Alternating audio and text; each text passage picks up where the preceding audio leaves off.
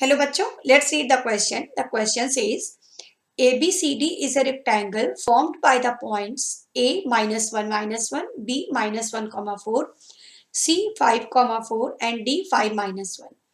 P, Q, R and S are the midpoints of AB, BC, CD and DA respectively. Is the quadrilateral PQRS a square, a rectangle or a rhombus? Justify your answer. तो यहाँ पर हमें एक rectangle दे रखा है, diagram बनाते जाते हैं साथ साथ तो ज्यादा अच्छे से समझ में आएगा. ओके, तो पहले तो हमको एक रेक्टेंगल दे रखा है, एक रेक्टेंगल बना लेते. रेक्टेंगल में अपोजिट साइड्स जो होती हैं इक्वल और पैरेलल होती हैं और एंगल्स होते हैं 90 डिग्री के, ये तो हमें पता है. ठीक है, तो ये एक रेक्टेंगल हो गया. A B C D points हो गए, -1, बी हो गया -1, 4, सी 5, 4 और डी है 5, -1. पी क्यू आर एस दे रखे हैं इनकी साइड्स के मिड पॉइंट्स. तो ये पी हो गया, ये क्यू हो गया क्वेश्चन के अकॉर्डिंग, ये हो गया आर और ये हो गया S. P Q R S हो गया. अब इसको ज्वाइन कर लेते हैं. ये सारे पॉइंट्स हमने ज्वाइन कर लिए. ठीक है, अब ये जो पी क्यू आर एस बना इसको हमें चेक करना है कि ये कैसा है, स्क्वायर है, रेक्टेंगल है, रोम्बस है, कैसा है, और अपने आंसर को जस्टिफाई करना है. तो किस टाइप का क्वाड्रिलेटरल है ये चेक करने के लिए हमें क्वाड्रिलेटरल की चारों साइड्स पता होनी चाहिए और उसके डायगोनल्स पता होने चाहिए. तो साइड्स और डायगोनल्स की लेंथ निकालने के लिए जो फॉर्मूला यहाँ बेसिकली यूज होने जा रहा है वो डिस्टेंस फॉर्मूला है. अगर हमें किसी भी लाइन के दो एंड पॉइंट्स दे रखे हैं लाइन सेगमेंट के, जैसे x1 y1 और x2 y2, ये दो एंड पॉइंट्स दे रखे हैं, तो इन दो पॉइंट्स के बीच की डिस्टेंस होती है x1 माइनस x2 का whole square plus y1 minus y2 का होल स्क्वायर. दोनों में से कोई भी पॉइंट हम x1 y1 और x2 y2 ले सकते हैं. तो इस डिस्टेंस फॉर्मूला की हेल्प से अगर हमको कॉर्नर पॉइंट्स पता है तो हम लाइन सेगमेंट की डिस्टेंस निकाल सकते हैं, लाइन सेगमेंट की लेंथ निकाल सकते हैं. तो सबसे पहले तो यहाँ पी क्यू आर एस ही पॉइंट्स पता होने चाहिए. हमें अभी पी क्यू आर एस कैसे पता चलेंगे? पी क्यू आर और एस जो पॉइंट्स हैं वो मिड पॉइंट्स हैं. तो हम मिड पॉइंट का फॉर्मूला भी देख लेते हैं, फिर यही फॉर्मूले यूज होंगे पूरे क्वेश्चन के अंदर. ओके, तो मिड पॉइंट कैसे निकालते हैं? मिड पॉइंट का फॉर्मूला होता है, पॉइंट्स वही है x1 y1 और x2 y2, इनको ज्वाइन करने वाली लाइन है. मिड पॉइंट होता है x1 प्लस x2 अपॉन 2 और y1 plus y2 upon 2. Means simply x coordinates को ऐड करके 2 से डिवाइड कर दें और y कोऑर्डिनेट को ऐड करके 2 से डिवाइड कर दें तो हमको मिड पॉइंट मिल जाता है. तो अब इस तरह से हम P Q R S find कर लेते हैं. पी मिड पॉइंट है ए बी का, तो ए हो जाएगा x1 y1, बी हो जाएगा x2 y2. ओके, तो p क्या आ जाएगा हमारे पास? -1 अपॉन 2 और -1 प्लस 4 अपॉन 2. तो इस तरह से p हमें मिल जाएगा ये आ जाएगा -1 और 3/2, प्लस का 3/2 है ना. 4 - 1 जो है वो प्लस का 3 होगा. -1 और 3/2 ये आ गया p, -1 और 3/2. इसी तरह से हम निकाल लेते हैं q. जब q निकालेंगे तो b और c पॉइंट्स कंसीडर कर लेंगे. तो ये हो जाएगा 5 - 1 अपॉन 2, ऑर्डर से कोई फर्क नहीं पड़ता. 5 - 1 अपॉन 2 और 4 प्लस 4 अपॉन 2.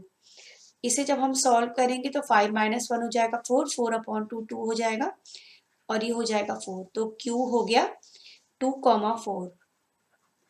r और s भी निकाल लेते. r हो जाएगा 5 + 5 अपॉन 2 और 4 - 1 अपॉन 2. तो r इस तरह से आ जाएगा 10 अपॉन 2 मीन्स 5 हो जाएगा नहीं, और 4 - 1 ये 3 अपॉन 2 हो जाएगा. तो r हो गया 5 और 3 अपॉन 2. अब s निकाल लेते हैं. s के लिए 5 -1/2 और -1 तो पॉइंट एस हो जाएगा 5 -1 हो गया 4/2 2 और ये हो गया -1। ओके, तो एस आ गया 2 -1। तो पॉइंट्स तो सारे हमें पता चल गए, पी क्यू आर एस के कॉर्नर पॉइंट्स। अब हम साइड्स निकालना स्टार्ट करते हैं और उनके डायगोनल्स होंगे ये पी आर और क्यू एस। ठीक है, और उनकी लेंथ से हमको फिर पता चलेगा कि ये किस टाइप का क्वाड्रिलेटरल बन रहा है। तो पहले पी क्यू निकालते हैं। पी क्यू हो जाएगा रूट -1 -2 होल स्क्वायर। पी और क्यू हमने एंड पॉइंट्स ले लिए x1 y1 और x2 y2 लेकर, और ये हो जाएगा 3/2 -4 होल स्क्वायर। -1 -2 हो गया -3 और ये हो जाएगा 4 2 ज़ा 8, 8 -3 हो जाएगा 5, है ना। तो -5/2 का स्क्वायर, नेगेटिव का स्क्वायर तो पॉजिटिव होता है। 9 + 25/4, सो दिस इज रूट 36 + 25/4।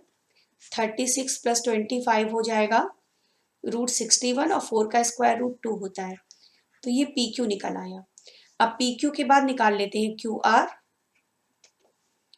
इसमें जो कॉर्नर पॉइंट्स हैं उनको हम क्यू और आर ले लेंगे, ठीक है ना। तो क्यू आर आ जाएगा 2 - 5 का होल स्क्वायर और 4 - 3/2 का होल स्क्वायर।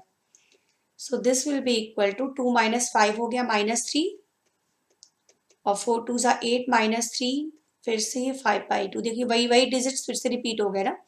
-3 का स्क्वायर और -5/2 था, तो नेगेटिव का स्क्वायर तो पॉजिटिव होता है, तो सेम सॉल्यूशन होगा इसका भी। ये भी आएगा रूट 61/2। तो ये क्यू आर हो गया, पी क्यू आ गया, क्यू आर आ गया, दो साइड्स तो आ गई है ना। अब हम निकाल लेते हैं आर एस। तो आर एस हो जाएगा, इसके कॉर्नर पॉइंट्स आर और एस कंसीडर कर लेंगे। इसमें आएगा 5 - 2 का whole square. Order doesn't matter, कोई सा भी पॉइंट आप x1 y1 और x2 y2 ले सकते हैं। 3/2 माइनस ऑफ -1 हो जाएगा ना। तो 5 - 2 तो 3 का स्क्वायर हो गया और ये हो गया 3/2 + 1। 3 का स्क्वायर हो गया 9 और 3/2 + 1 क्या हो गया 2। ये भी फिर से 5/2 मिल गया है ना। जब फिर से 5/2 मिल गया तो इसे 25/4 again it will be root 61/2। तो अभी तक तो सारी साइड सेम आती जा रही है। आर एस हो गया। अब निकालते हैं P S. P S square root of -1 - 2 whole square plus 3/2 + 1 whole square. तो -1 - 2, फिर से देखो -3 आ गया ये, है ना। और यहाँ अगेन दिस इज 5/2, तो फिर वही आंसर आएगा हमारा रूट 61/2 पी एस। तो चारों साइड्स तो सेम आ गई। अब चारों साइड सेम आ गई तो रोम्बस तो डेफिनेटली है ना। हम डायगोनल्स और निकाल लें। अगर डायगोनल्स भी इक्वल आ जाते हैं तो स्क्वायर हो जाएगा, अदरवाइज रोम्बस तो ये ऑलरेडी ये क्लियर हो चुका है। तो अब हम डायगोनल्स और निकाल लेते हैं। Diagonals means P Q. P Q नहीं, डायगोनल पी क्यू नहीं होगा, डायगोनल पी आर और क्यू एस होगा ना। डायगोनल तो पी आर और क्यू एस। एक सेकेंड इसे जरा करेक्ट कर दूं। पी क्यू तो ऑलरेडी हम साइड निकाल चुके थे ना। डायगोनल पी आर है, पी आर। तो ये आ जाएगा square root of 5 minus of -1 हो जाएगा, तो ये +1 हो गया और 3/2 -3/2 का स्क्वायर। तो सेकेंड टर्म तो 0 हो गया, 5 और 1 6 हो गया, रूट 6 का स्क्वायर। तो ये आ गया 6, ये निकल आया पी आर। और दूसरा डायगोनल क्यू एस निकाल लेते हैं। Square root of 2 - 2 whole square plus 4 plus 1 whole square, ये QS हो गया, ठीक है। तो फर्स्ट टर्म तो फिर 0 हो गया और ये 5 का स्क्वायर हो गया, तो ये आंसर आ जाएगा इसका 5। तो यहाँ पर हमने ये देखा कि सारी साइड्स तो इक्वल आई, बट उनके जो डायगोनल्स हैं वो डिफरेंट हैं। तो यहाँ पर हमने ये देखा PR not equal to QS। Okay, so all the sides are equal, so all the sides of PQRS are equal, but diagonals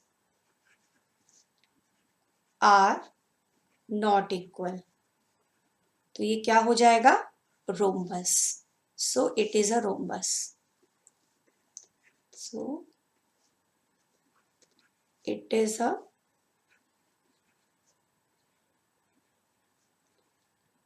rhombus। This is your answer। Okay, hope you understand it well. Thank you।